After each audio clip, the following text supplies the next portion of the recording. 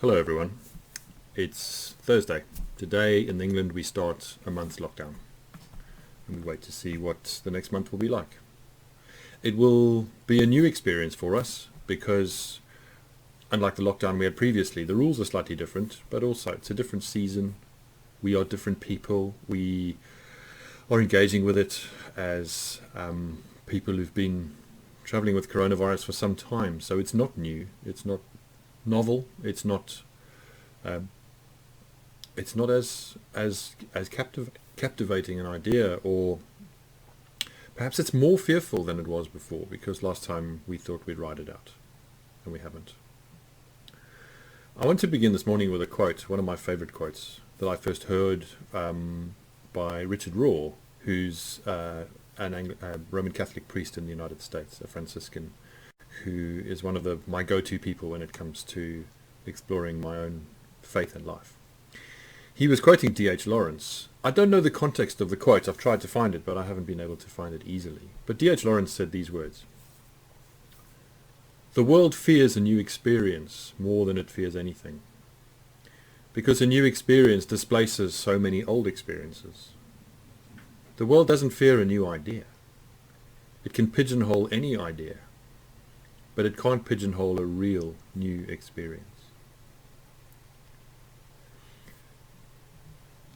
I don't know again where I heard it, but I heard someone once say that in the church's life, there are many people who are in love with the idea of being in love with God, not people who are in love with God. Now that might sound really judgmental, really harsh, but I think that's true for many parts of our life. In many parts of our lives, we are in love with the idea of something more than we are in love with the thing itself. So we're in love with the idea of good nutrition and healthy eating, getting enough sleep, balancing our lives, hobbies. We're in love with the idea of our house being neat and tidy. Some of us manage to do something about that. As you look behind me and around my study, you will see that my life is gently chaotic most of the time. We're in love with lots of ideas. We're in love with the idea of doing something about climate change. And for many of us, we do things. There are things we do.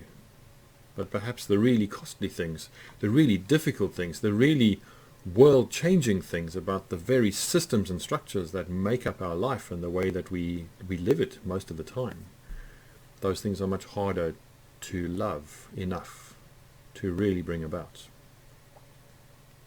In South Africa's life, I think a lot of people, white people, black people, everybody, people were in love with the idea of a democratic South Africa.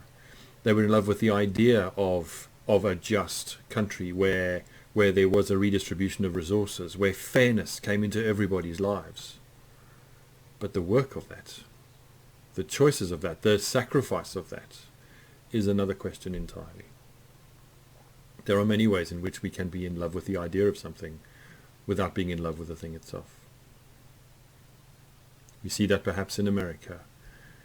The idea of America, the idea of what it represents, has in the last few days, never mind weeks and months, in article after article that's been written in different forms, from different corners, begun to question or continue to question the idea of America and whether actually as it is lived by people, apart from those who are the wealthiest and the most privileged, whether it bears any resemblance to the idea that is so beloved.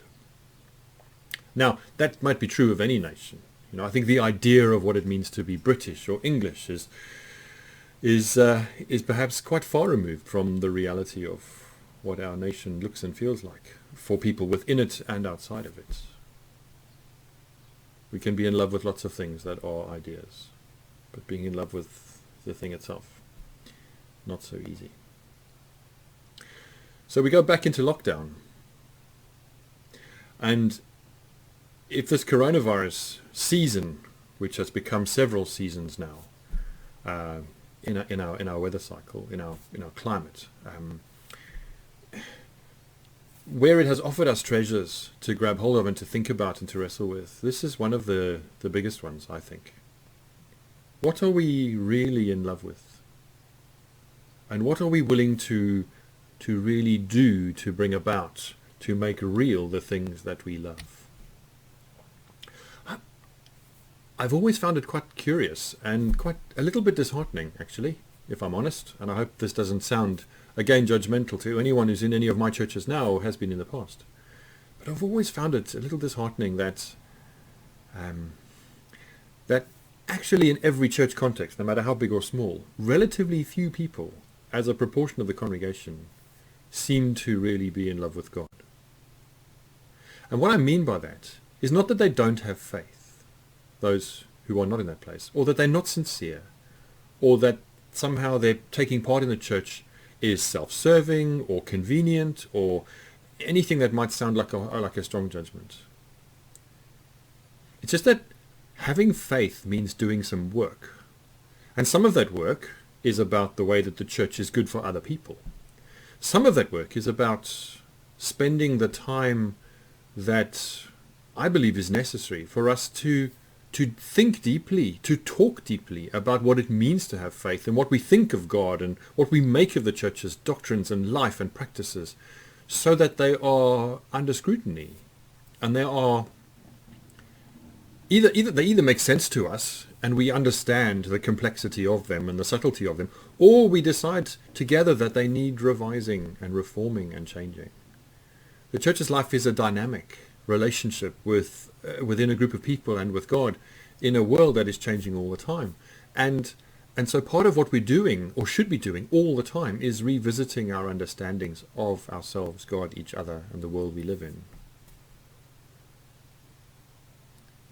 But that doesn't happen a lot. And when I, as a minister, and speaking to colleagues as well, when we create the spaces for those conversations to take place, there are very few people who really put their hands up and say, I want to do this work well. Now, I hope I haven't offended anyone. That wasn't my intention. I know that there are parts of my faith, my life, that are in love with the idea of God more than they are in love with God, because God is inconvenient. God asks things of me, of you, of all of us. And if we don't want to say God, then let's just say the facts of the world around us as we see it and experience it through the eyes of science or literature or culture or sociology or psychology or through any of the lenses that look upon our world critically and help us to know who we are, what we're about, and what the consequences of that are. All of those leave us with significant work to do. And so I want to ask you this morning what you're really in love with, and whether these last 8 months have helped you to know that better. I also want to ask you what you might be in love with the idea of, what you might want to see happening in the world with all the fervor that is in you, but not in a way that inconveniences you, not in a way that disturbs you or asks things of you or says to you, you need to have less, say less, be involved less, be privileged less than you are. Do more. Perhaps be less self-absorbed in the way that you run your diary, the way that you even surround yourself with voices that agree with you, agree with me. I say these things as someone who is just sharing with you my own journey with myself in some ways, as I reflect on an ongoing basis on what I'm really in love with and what I'm just in love with the idea of. Social justice, inequality, unfairness, selfishness, the dangers of rampant capitalism and a consumer society are all too evident, and even more so through this coronavirus time. What we think, what we believe, what we do, what we embrace, what we spend our money on, what we give our time to, who matters most and why, all of these things are expressions of the things we love. And some of them are just ideas that we might be in love with, but not actually working at yet. So as I round off this week's reflections, I want to ask you what you love. What are you in love with?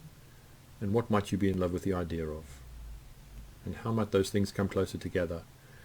And what work is there for you to do, for me to do? however much we're able to do, which might not be a lot right now, but what work is there in the days, weeks, months, years ahead for you and I and for us together as we take our place in the world together? And if God features in that, we have some common ground and a particular conversation to have. If God doesn't feature in that, there's just as much common ground, and that conversation happens anyway, because we talk about goodness and fairness and justice and generosity and things that are deeply, deeply of God's kingdom. Take care. I'll share some thoughts on Sunday about the readings, and then I'll be back on Monday with more of these reflections. Cheers.